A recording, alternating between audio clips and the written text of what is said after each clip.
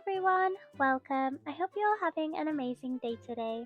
Today I'm going to be going over a comprehensive beginner guide so that you can become a pro at Cookie Run Kingdom. Let's get straight into it. So the first thing that I'm going to cover, which I see a lot of beginner players asking, is should they re-roll accounts? Now honestly, I'm going to say that I don't really recommend that you re-roll. Rerolling takes quite a lot of time and effort in this game because you get so many resources by completing quests. If you reroll, you might get a small boost, but I don't think it's really worth the time investment it would take to reroll an account over and over again. Over time, whilst playing the game, you will unlock enough resources through completing early content, doing daily tasks, and just playing through the game really, and you'll eventually unlock every cookie you need. The game is really friendly for beginner players because it gives out a lot of resources to you to help you get started. Even if you did unlock every high rarity cookie, you would still need to put a lot of effort in to build them all anyway. So overall, I wouldn't recommend re-rolling because I think that it's just a waste of time and you're not really going to gain much from it. During the early game, the main thing you're going to want to focus on is world exploration. You want to clear as much world exploration as you can. World exploration gives a lot of rewards, especially crystals. It also gives you things such as topping pieces which help improve your cookie stats. By playing through world exploration, you'll also unlock new player quests. These new player quests give hundreds of cookie cutters which you can use to pull on the gacha. Make sure you do these quests because they will let you unlock loads of things, so just make sure you don't neglect them. By progressing through the game and completing quests, you will naturally unlock new things in the game to progress further. During the early game, you're going to want to pull mostly on the regular gacha if possible. This gacha has the best rates for getting unique epic cookies. The featured gacha is still good, but the named epic on the gacha has a 50% pull rate over other epics, and unfortunately not all epic cookies are made equal. So make sure you check before dumping all resources into the featured banner. By pulling on the gacha, you will get mileage. You can use this mileage to buy various things. However, I'm going to say now that the first 3 cookies you should focus on buying through mileage if you don't get them from pulling on the gacha are Creme Brulee, Rebel, and Star Coral. Overall, the high rarities normally have the better cookies, so I'll just go over quickly now. In the Beast category, all cookies are good. For legendaries, there are only 3 good legendaries at the moment, and those are Wind Archer, Stormbringer, and Fire Spirit. None of the super epics are really any good to be worth considering. Ancients are a unique class because you can awaken them by pulling an awakened copy of them. Non-awakened ancients by themselves are not good, but if you unlock the awakened version, all of the awakened ancients are good, so feel free to upgrade any of them. The next thing I'm going to cover is the Cookie Castle. For your Cookie Castle, you're going to want to reach probably around level 13 as fast as you can, and then once you've hit 13, you don't really need to worry about it too much because going from 13 to 14 to 15 only unlocks another 8 cookie houses, which is not worth it in my opinion. By getting your Cookie Castle up to level 13, you will be able to max out your Sugar Gnome Laboratory, your production buildings, and you can also build up to 40 cookie houses. So make sure you don't miss out because it will really help you progress and maximize the resources you gain. Production is really important. Production pretty much helps you progress through every part of the game. It gives you a lot of resources that you can use to get coins from the Tree of Wishes. It also means you can consistently upgrade your Sugar Gnome Laboratory, expand your territory, and also send ships regularly from the harbour, so you have a consistent stream of shells to purchase goods from the Rainbow Shell Gallery. For production, you want to upgrade your production buildings as you progress. I wouldn't recommend rushing production too much, because once you upgrade your production building, the production building items are then placed into the Tree of Wishes and into the Jelly Bear Train. If you can't build these resources, you're going to have a really hard time completing the Tree of Wishes and the Jelly Bear Train consistently, so make sure you don't rush production too much. Only upgrade your building to the next level once you feel you are ready and comfortable to upgrade. But as a rule, I would recommend focusing on leveling up all of the material buildings to rank 3 and unlock as many slots as you can. Focus on unlocking the slots for the quickest ones first, such as wood, jelly beans and sugar, because these are the ones which you are going to be overcapping on time most often because they are produced so quickly. Next up is the smithy. I would recommend unlocking all of the smithy tools as quickly as you can. You don't need to worry too much about being able to upgrade multiple tools at once, But if you feel that you are ready to, you can upgrade the buildings to do this as well.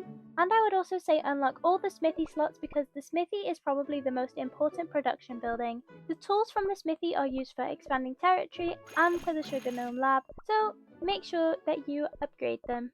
And then for the rest of the production, I would say just do whatever.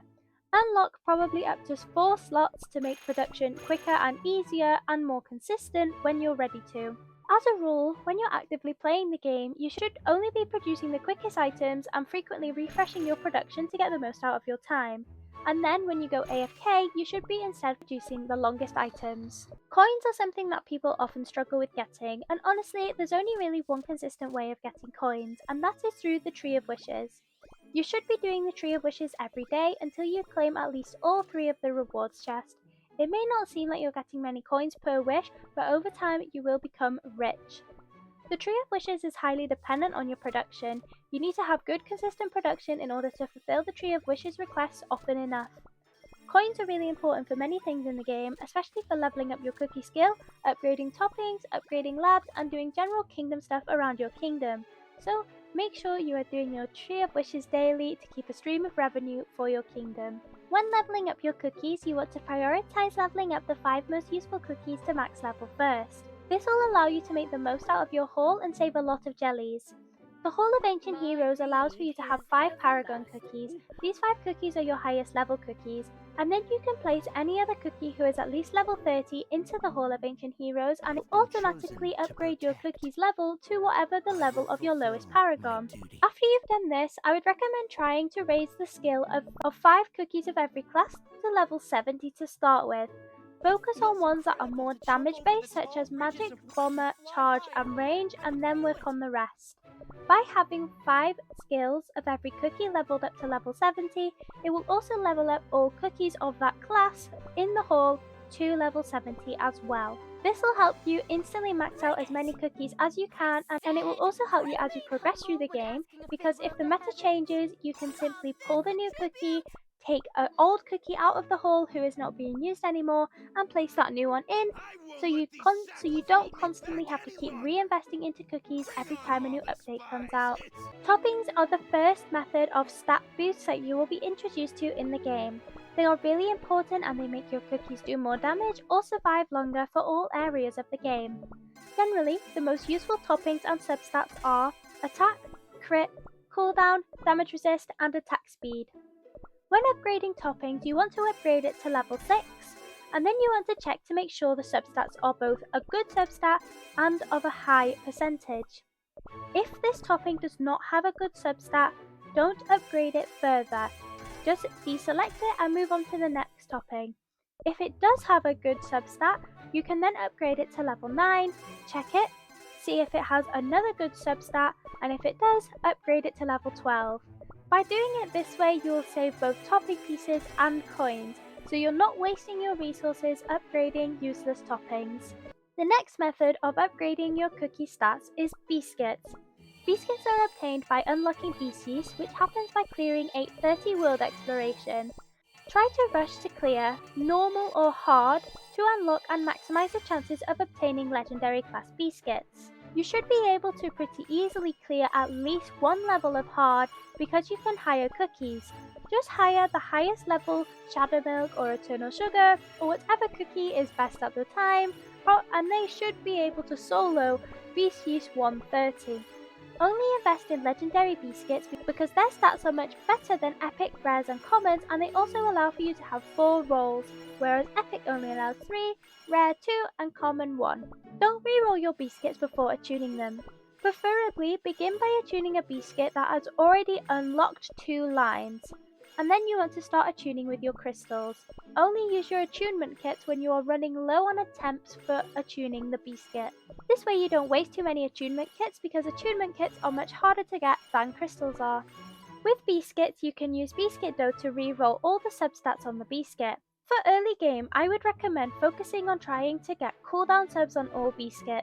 I generally recommend this because every class has at least one good cookie which uses cooldown, so you won't be going wrong by unlocking a 4-line cooldown Beascuit for every single class.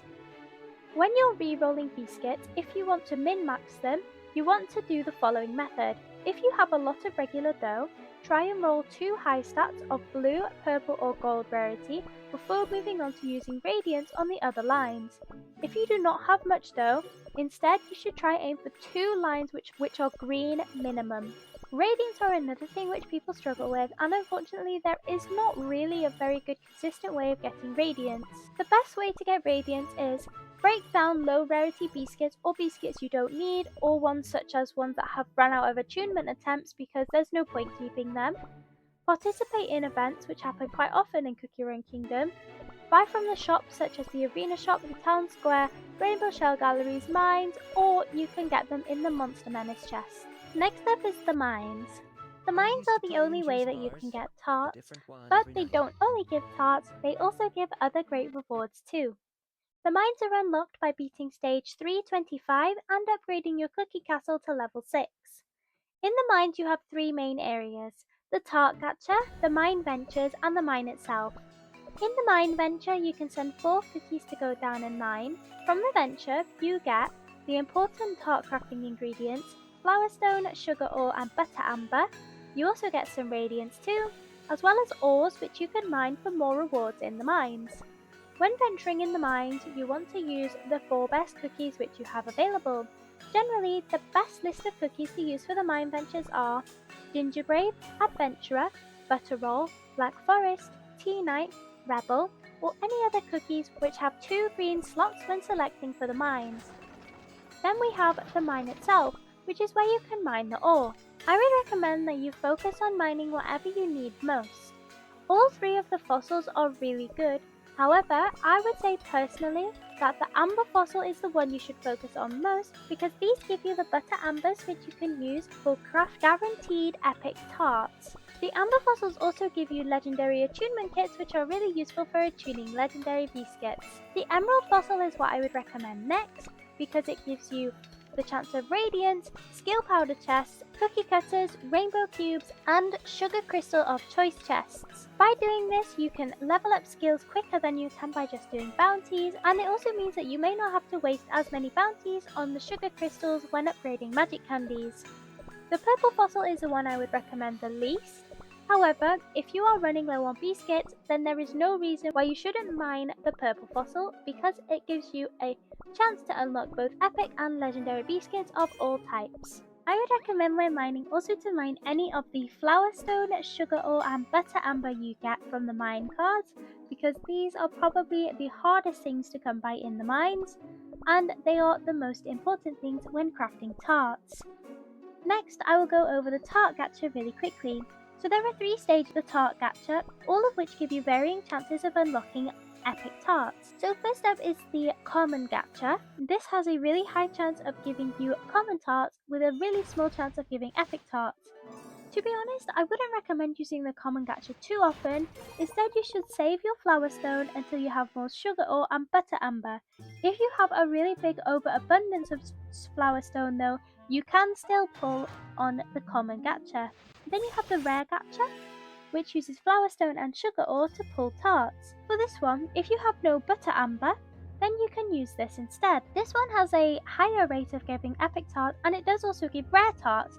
So if you have no tarts, a rare tart is pretty good. And then finally you have the epic one. You always want to be pulling on the epic tart gacha when you have butter amber, because it gives you a guaranteed chance of having a random epic tart. And epic tarts are the best. As you play, you should acquire quite a lot of tarts, and tarts are quite forgiving because you only really need a few good ones of each type. As you play for a few weeks to a few months, you should get all the tarts you'll ever need. Next up, I'll go over the shop. Be sure to always look out for Arena, Guild, and the Rainbow Shell Gallery shop resets. For Guild and Arena, always make sure that you buy any high rarity cookie soulstones that appear, and also preferably any cookie cutters which may appear in the shop. Since rainbow shells are harder to farm than Guild and Arena medals, you should instead focus on buying soulstones of high rarity cookies that may be better at the time. Don't buy soulstones every time from the Rainbow Shell Gallery, because you will find yourself spending more shells than you can save, and if you get unlucky and get a really good deal in the shop one day, you may not be able to afford it, which is honestly heartbreaking. Next up is mileage. You get mileage by using any form of gacha, whether it be a Featured Gacha, the Regular Gacha, Treasure Gacha, or Guild Gacha, you should spend your mileage on unlocking the cookies for general use or for world exploration, and then your priority is to buy treasure tickets to max out treasures. The best treasures to max out are Whistle, Scroll, and Watch to start with, and then you can start moving on to other treasures which are meta in other modes, such as the Librarian's Robe, which is often used in Guild Battle, or the Vial, which is often used in Arena. You can also use your mileage to buy 10-minute time skips. I would only recommend doing this after you have maxed out the treasures mentioned previously. These 10-minute time skips are really useful.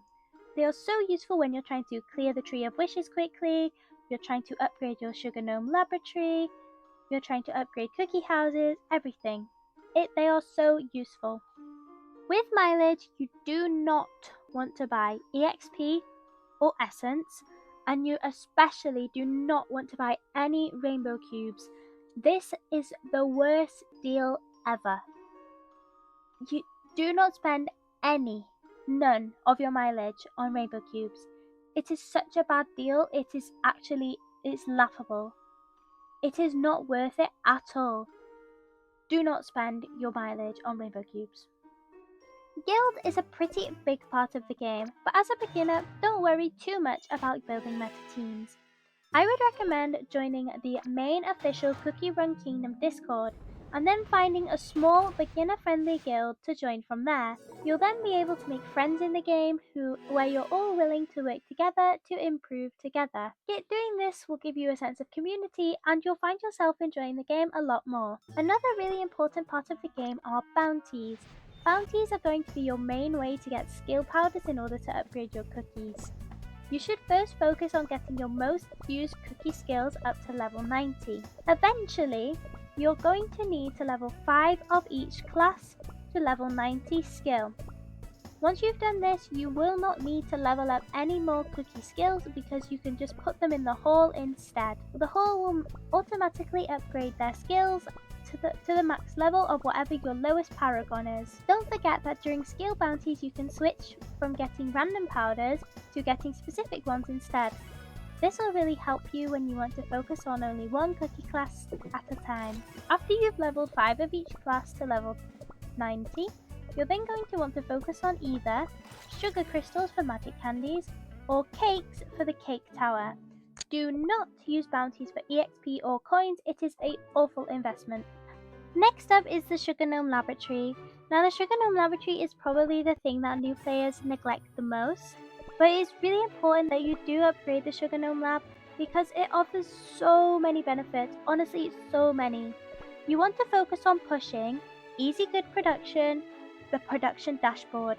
These two things really increase your production capabilities because they make production so much easier. You can do all of your production in just one click.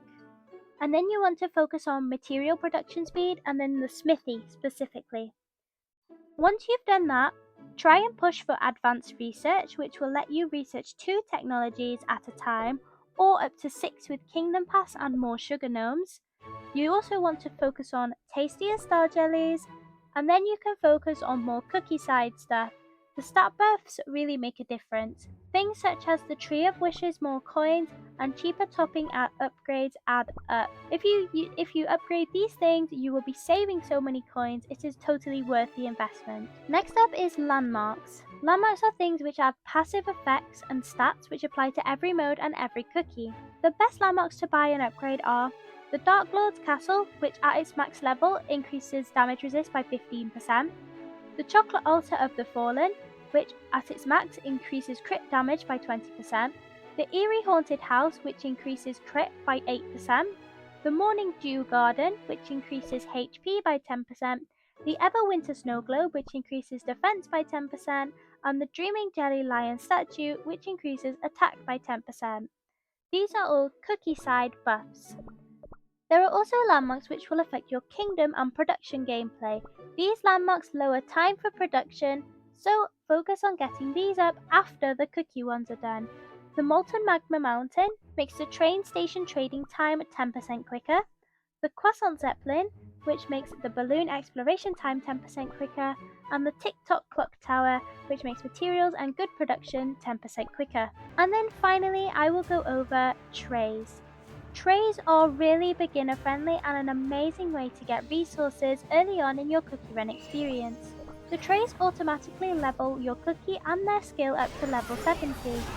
You also have unlimited attempts, so you should be able to clear quite a few trays even on your first day of playing. The trays are some of the best ways to get not only star jellies for your cookies but other materials too and cookie cutters, so make sure you don't forget to do them. And that is it for my complete comprehensive beginner guide. I hope that this helps all of you who are starting out in your Cookie Run Kingdom journey to flourish and thrive in our community. Thank you so much for watching. If you enjoyed, I'd really appreciate if you liked and subscribed, and I will see you next time. Bye!